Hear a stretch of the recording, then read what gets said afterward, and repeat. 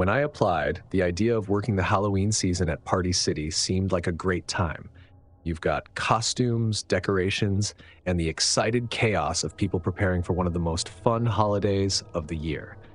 I'd even volunteered for the night shift in October, thinking the store would be quieter after dark, leaving me to stock shelves, organize costumes, and occasionally help a few last-minute shoppers. What I didn't expect, though, was for that shift to turn into something out of a horror movie. It was October 2016, a week before Halloween, and the store was in full swing. We were slammed with customers rushing to get costumes, and the chaos didn't slow down until we were about an hour from closing. I was working with Sarah and Josh that night, along with a few others in the front of the store. My job was to handle the back stock, which meant frequent trips down to the basement, grabbing extra costumes, decorations, and anything else we needed to restock the shelves. Now, Party City's basement wasn't anything special, just a large, damp room filled with old racks, boxes, and those giant Halloween decorations that didn't sell the previous year. It was a little creepy, sure, but I didn't mind. It gave the place some character, right? Or at least that's what I kept telling myself. The shift was going smoothly until around 9 p.m. when I made my third or fourth trip down to the basement.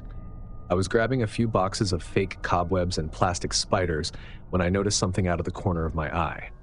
At first, I thought it was just a shadow, probably the way the light was hitting one of the Halloween decorations, but when I looked directly at it, my stomach dropped a bit. There was someone standing at the far end of the basement near the old storage racks, a figure in a long, white hooded robe wearing a mask that covered their face completely. The mask was smooth and featureless, just a blank white face staring back at me. My first thought was that it was Josh messing with me. He was the type to pull pranks, especially around Halloween. So I called out, "Nice try, Josh, you're not scaring me." No response. The figure just stood there, perfectly still. I laughed it off, thinking he was committed to the bit. I grabbed my boxes and started walking toward the stairs, looking back at the figure every few steps. He hadn't moved. In fact, the longer I stared, the more I realized something was off. The robe wasn't one of ours, and the mask, it wasn't one of the cheap plastic ones we sold. It was too detailed, too lifelike in its blankness. I stopped halfway to the stairs and turned fully toward the figure. "Okay, seriously, Josh, it's late. Let's not do this." Still nothing, just silence. Now I was starting to get annoyed. I had stuff to do, and this prank was getting old fast. I set the boxes down and took a step toward the figure, ready to pull the mask off and end the joke. But as soon as I moved, the figure stepped back into the shadows, disappearing behind one of the storage racks. That's when I hesitated. If it was Josh, he would have said something by now, or at least laughed. But there was no sound. Just the faint hum of the overhead lights. "Josh?" I called out again. I walked slowly toward the spot where the figure had vanished. I could feel the hairs on my neck standing up. As I reached the storage rack, I peered around the corner, fully expecting to see Josh crouched down, trying to spook me. But there was no one there, just the dusty old boxes and Halloween decorations from last year. I took a deep breath, telling myself it was nothing. Maybe Josh had slipped out when I wasn't looking, or maybe my mind was playing tricks on me. I turned to head back to the stairs, but as soon as I did, the figure was back, standing in the same spot as before, right in front of the old storage racks. Only this time they were closer, much closer. They hadn't made a sound. No footsteps, no rustling of the robe, just silence. My mouth went dry. This wasn't Josh. This wasn't anyone I knew. "Who are you?" I demanded, my voice shaky now. Still no answer. The figure didn't move. I slowly backed toward the stairs, my eyes locked on the figure. Every step I took, I expected them to rush at me, to do something. But they just stood there, watching, or at least I assumed they were watching. The mask made it impossible to tell if there were even eyes behind it.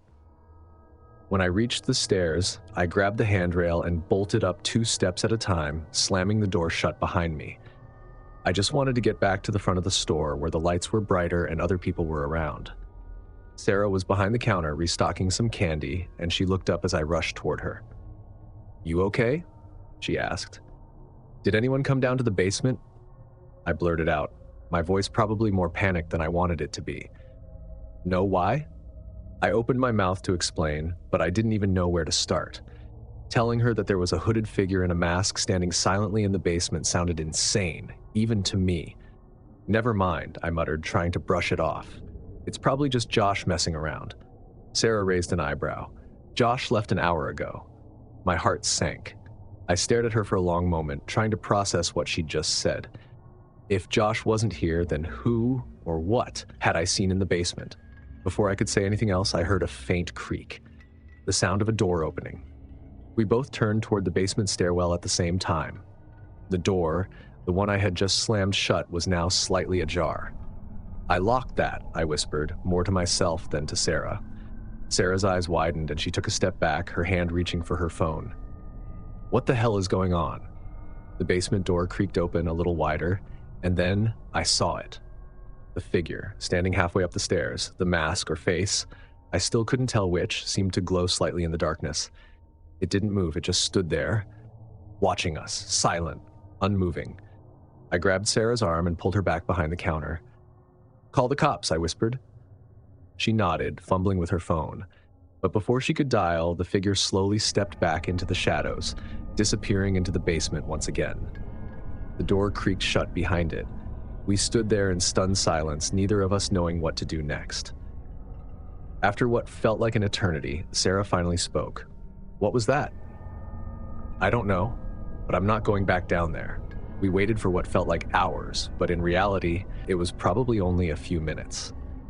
Finally, our store manager Greg showed up to check on us. We told him what happened, but he just laughed it off. "It's probably one of those teenagers trying to mess with you guys," he said, shaking his head. But Sarah and I knew better. This wasn't a prank. This wasn't something we could explain away. There was someone or something in the basement that shouldn't have been there. Greg eventually called the police just to be safe. 2 officers showed up, checked the basement, and found nothing. No signs of forced entry, no footprints, no evidence that anyone else had been there. They chalked it up to a Halloween prank gone too far. I quit the next day. Sarah lasted another week before she bailed too. Neither of us wanted to stick around to see what else might happen. I still don't know who or what I saw in that basement, but I'll never forget the way it watched us without saying a word. And every October, when the air starts to get a little colder and the Halloween decorations go up, I can't help but think about that night, about the figure in the white robe, and about how it never made a sound.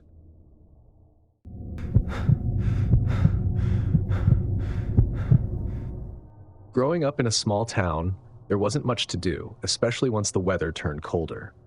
But every October, a massive pile of leaves would magically appear in old Mr. Keller's front yard, and it became the center of our fall afternoons.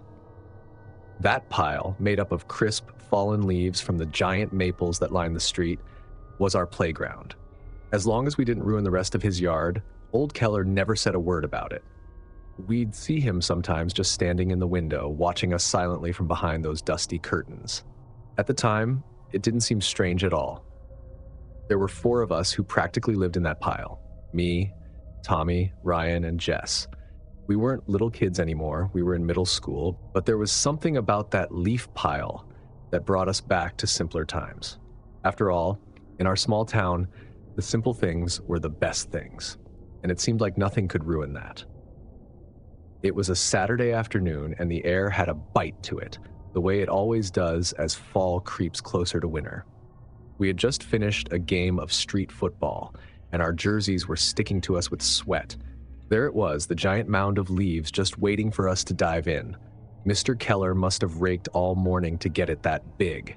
It stood taller than some of us, like a colorful mountain of autumn.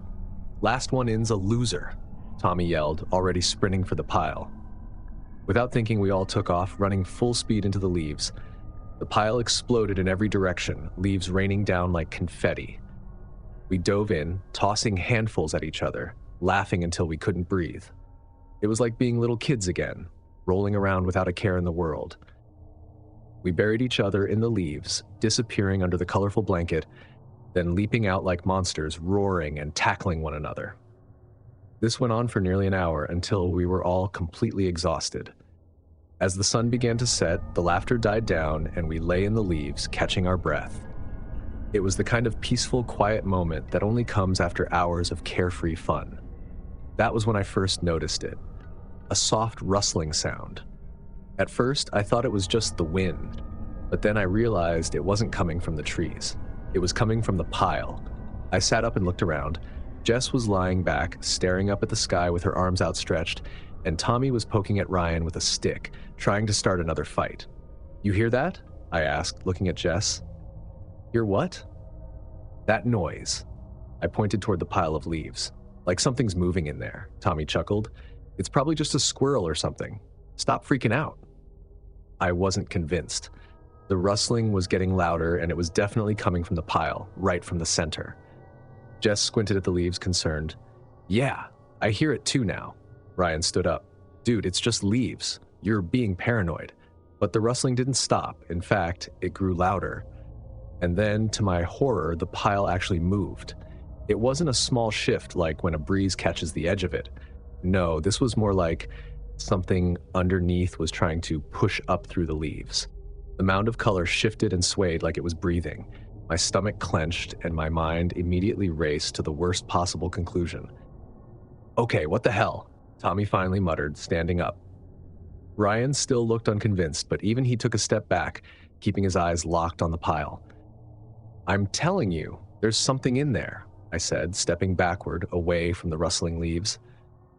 Jess had already moved behind me. Tommy walked over to the pile and nudged it with his foot. Nothing happened at first, just a little flutter of leaves as they settled back down. But then, the pile erupted. Leaves scattered in all directions as something burst out from underneath.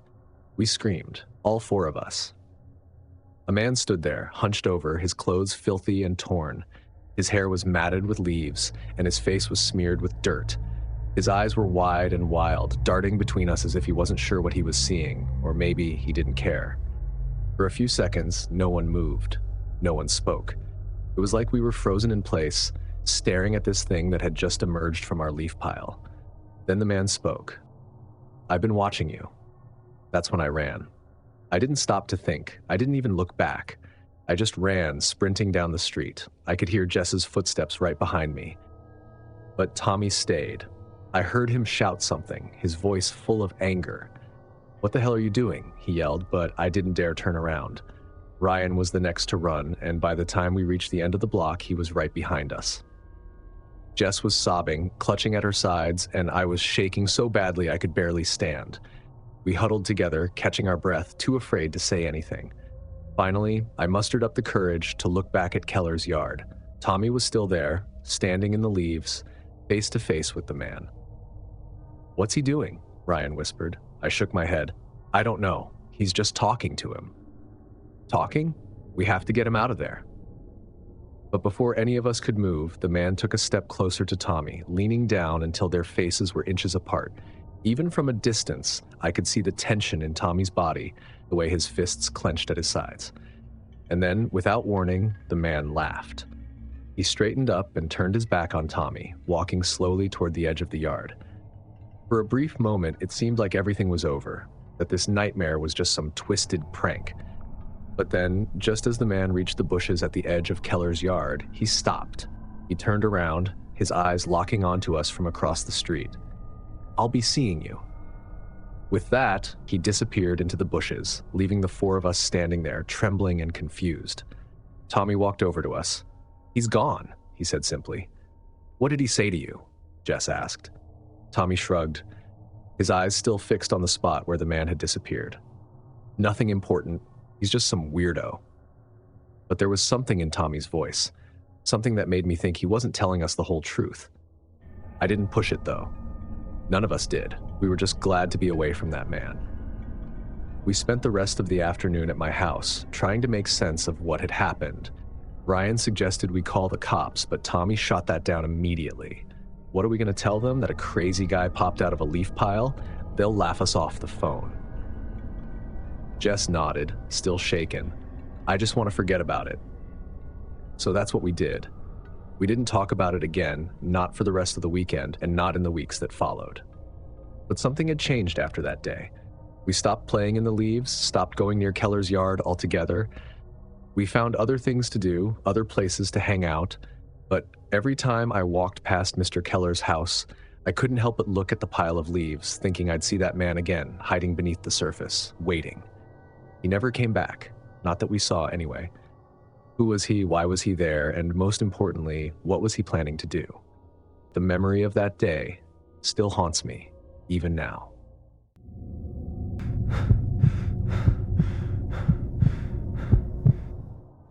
It started like any other fall date, one of those perfect autumn afternoons where everything felt crisp, golden, and endless. Nikki, my girlfriend, had found this old apple orchard online, tucked away in the countryside, far enough from the city that it felt like we'd be in our own little world for a few hours. It was the kind of place that didn't make it onto brochures or websites. No fancy apple-picking baskets or cider tastings, just row upon row of trees and a dirt path leading into the woods. We left late in the afternoon. The sun hung low in the sky, casting this beautiful orange light across the fields as we drove. Nikki had her feet up on the dashboard, her sweater pulled over her hands as she scrolled through her phone, reading out random facts about apples. It was cute, typical Nikki, always finding something small to dive into, even on a simple date. "Did you know there are over 7,500 different types of apples?" she asked, her face lighting up. "That many, huh? Looks like we'll be busy." She laughed, and we continued our drive through the winding country roads. I wasn't a huge apple-picking fan, but it felt like a nice way to spend time together, away from the noise of the city. Plus, the thought of biting into a freshly picked apple didn't sound too bad. As we got closer to the orchard, the scenery started to change. The landscape became more remote, fewer houses, fewer signs of life. The road narrowed into a bumpy dirt path. It was quiet, almost eerily so. The kind of quiet where you could hear the wind moving through the branches. I looked at Nikki, who was still scrolling through her phone, oblivious to how isolated we were getting. The old wooden sign for the orchard appeared suddenly at a bend in the road. "Whitaker's Orchard, Est 1957," it read, though most of the paint had faded and the wood was splintering from age. Beneath the sign, a smaller one dangled loosely, as if it had been hastily nailed up years ago. "Closed for the season." I pulled up beside the sign, turning off the engine. "I didn't see anything online about it being closed," Nikki said. "It doesn't look like anyone's been here for a while." The orchard looked abandoned, rows of apple trees stretching out into the distance, their branches weighed down with fruit, but no cars, no people, and no signs of recent activity. "Looks like we have the place to ourselves," I said with a smile, trying to lighten the mood. "I guess it couldn't hurt to look around. We came all this way," she said. We hopped the low wooden fence that separated the road from the orchard. The ground was soft underfoot, covered in a thick layer of fallen leaves that crunched with each step. The trees towered over us. "Let's grab a couple of apples and head back," Nikki suggested. She wasn't nervous. Nikki was never the nervous type, but there was an edge to her tone that I couldn't quite place. Then we started walking further into the orchard, leaving the fence and the road behind. The apples were everywhere, more than we could possibly pick in a single trip. Some were on the ground, others hanging low on the branches, ripe and ready to be plucked. Nikki picked one from a nearby tree and tossed it to me. I bit into it with a satisfying crunch. "Not bad," I mumbled with my mouth full. "Pretty good, actually." Nikki smiled and grabbed her own apple, taking a bite as we continued deeper into the orchard.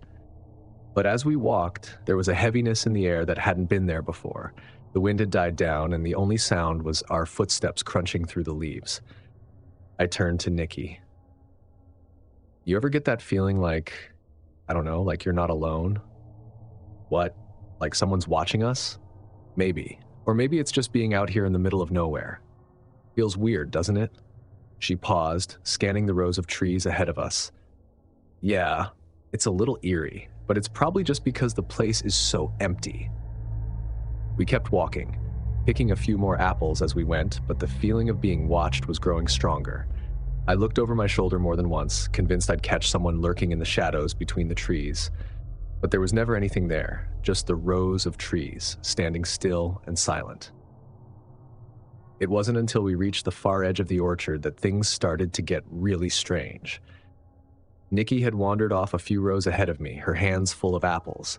I stayed behind, squatting down to grab one that had fallen into the leaves when I heard a soft crunch behind me. At first, I thought it was Nikki, but when I turned around, there was no one there. I stood up slowly, scanning the trees. The orchard was still silent. All I could hear were the distant bird calls from the woods beyond. But then I heard it again, another crunch.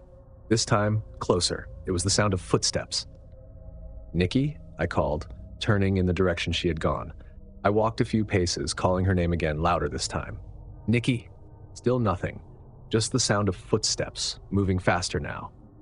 Panic started to set in as I realized those footsteps weren't mine. I wasn't imagining it. Someone was out there, moving through the trees.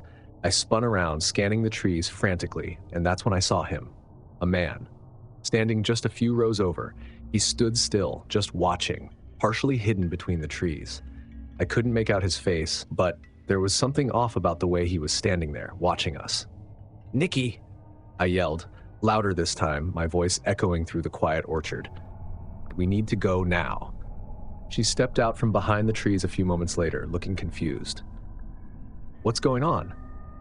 "There's someone here," I said, trying to stay calm but feeling the tension rise inside me. "He's just standing there." I pointed in the direction where I'd seen the man, his shadowy figure barely visible among the trees. Nikki squinted, trying to make him out. Before she could say anything, the man stepped forward, his hands raised as if to show he wasn't a threat. His face came into view, and he smiled, a disarming smile like he was just another friendly face out for a stroll. "Hey, sorry if I scared you too. Didn't mean to sneak up on you."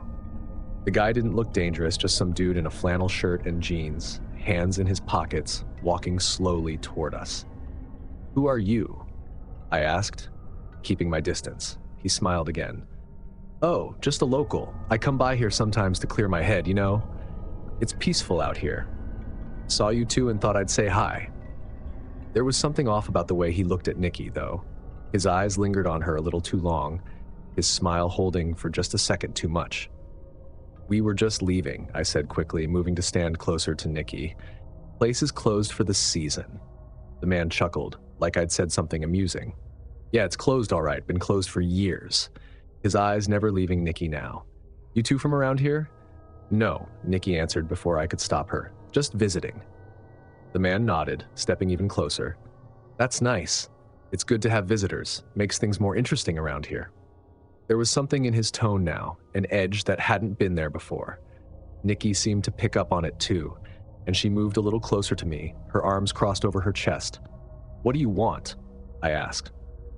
The man's smile faltered for the briefest moment before it returned, though now it felt more like a mask than a genuine expression. "Nothing, really. Just thought you might need a hand getting out of here."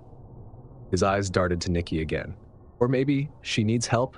I stepped in front of Nikki instinctively. "We're fine. Thanks." The man didn't back off, though. He just stood there, smiling, his hands still tucked in his pockets as if he had all the time in the world. "Tell you what," he said, taking a slow step toward us. "Why don't I walk you guys to your car? It's easy to get lost out here at night." I tightened my grip on Nikki's hand. "We know the way." The smile faded from the man's face entirely now. "You sure about that?" Nikki tugged at my sleeve. "Let's just go," she whispered. We started to walk, moving quickly toward the fence, but the man didn't follow right away. He just stood there watching us with that same unsettling smile, like he was enjoying a game that only he knew the rules to. I looked over my shoulder, and that's when I saw him start to move again, slowly following us. "Hey," I shouted, spinning around. "What do you want?" The man stopped, his smile twisting into something more sinister. "I told you. I just thought she might need some help." Nikki's grip tightened on my arm. "Let's go." We turned and started walking faster, practically jogging toward the fence, but the footsteps behind us picked up too. He wasn't done yet. I could hear the crunch of leaves under his boots. I turned again and saw him break into a jog, heading straight for Nikki. "Run," I shouted, grabbing Nikki's hand and pulling her toward the fence. We sprinted through the rows of trees, the branches scratching at our arms as we ran. The man was close, too close, and I could hear his breath now as he gained on us. We reached the fence, and Nikki scrambled over it, her hands shaking as she landed on the other side. I followed quickly, but the man was right behind us, his hand reaching out as if he was about to grab her. I didn't think, I just reacted. I turned and kicked at the fence, slamming the wooden boards against him, knocking him back just long enough for us to get to the car. I fumbled with the keys, my hands trembling as I unlocked the doors. Nikki jumped in and I followed, slamming the doors shut just as the man reached the fence again. He didn't try to climb over this time. He just stood there with a cold, empty stare. His eyes locked on Nikki as I jammed the key into the ignition and floored the gas pedal. We sped away. He didn't chase us this time. He didn't need to. The damage had been done. It wasn't until we were miles away back on the main road that Nikki finally whispered, "Do you think he wanted to take me?" I didn't know how to answer, because I knew that's what he wanted. We reported the incident to the local police, but nothing really ever happened. Still, we're just glad we escaped unharmed.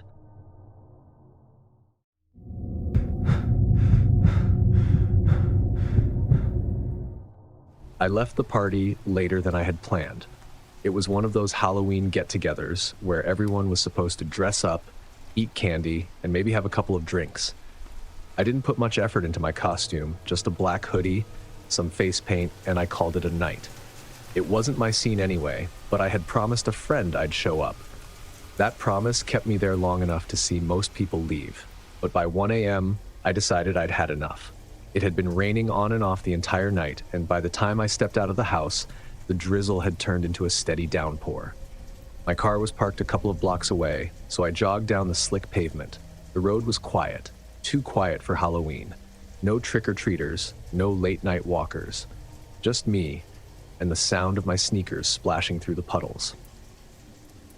Once I got to my car, I sat there for a moment, letting the sound of the rain against the windshield relax me. It felt good to be alone, away from the noise and costumes. The thought of a warm bed was the only thing keeping me going at that point. I turned on the engine, flipped the windshield wipers on, and pulled out onto the empty road. It was a long drive home. The rain made it harder to see, even with the wipers working overtime. I was about 15 minutes from home when I saw her. At first, it was just a faint figure on the side of the road, barely visible through the rain. My headlights caught the edge of something. I slowed down, squinting through the water-smeared windshield, and there she was. A girl walking along the side of the road, no umbrella, soaked to the bone. She wasn't wearing anything that made sense for the weather. A light, pale dress clung to her frame, and her long, dark hair hung in damp strands over her face. It wasn't just the fact that she was out in the middle of nowhere in the rain that made me uneasy. It was the way she walked, slowly, like she wasn't in a hurry to get anywhere. Instinct kicked in. I pulled over. I lowered my window just a crack, enough for my voice to get out. "Hey, are you all right?" She stopped, turning toward me. Her face was shadowed by the rain and the angle of the headlights, but I could see her hesitate. "Do you need a ride?" I asked, trying to sound reassuring. The rain was coming down harder now, and the thought of leaving her out there alone didn't sit right with me. There was a long pause before she finally nodded.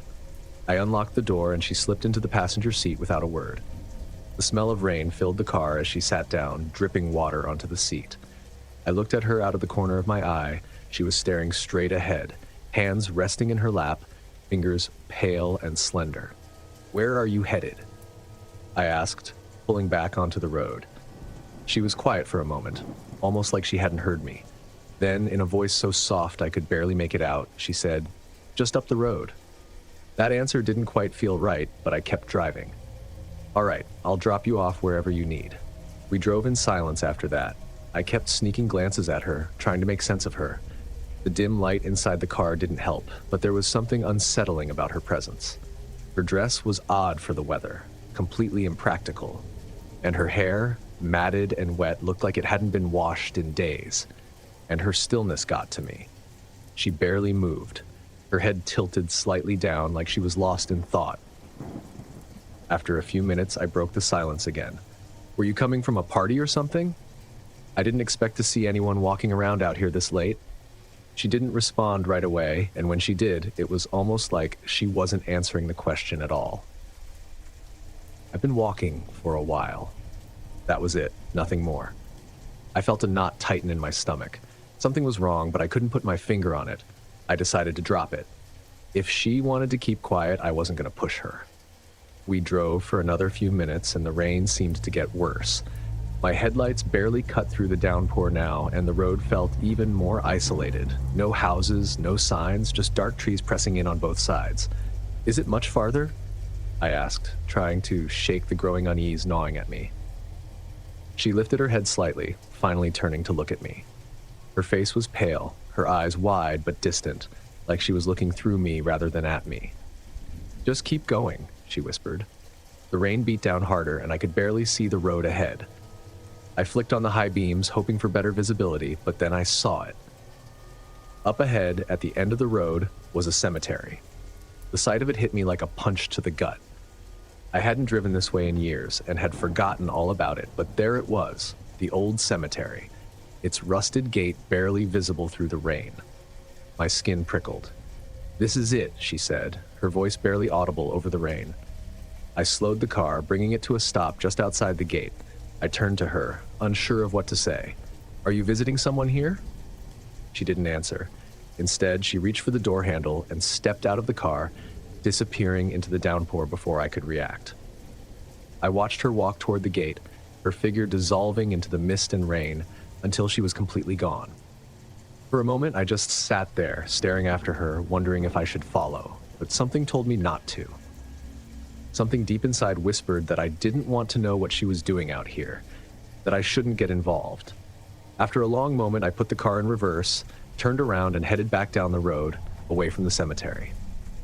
The rain let up slightly as I drove, and the unease began to fade, at least until I looked over at the passenger seat. It was dry, completely dry. I tried to make sense of it. There had been no trace of her, no wet seat, no water dripping onto the floor. Nothing. It was as if she had never been there at all. I kept driving. My thoughts were racing. Who was she? Why was she out there, walking toward the cemetery in the middle of the night? And more importantly, was she even real? The road stretched out ahead of me, dark and empty. But in the back of my mind, I knew something about that night wasn't right, and it would stay with me long after the rain stopped. If these stories creeped you out, hit that like button and subscribe for more terrifying stories. Got your own spooky encounter? Share it in the comments. I want to hear every creepy detail. Don't forget to share this video with friends who love a good scare. Stay safe out there. Thanks for watching, and I'll see you in the next nightmare.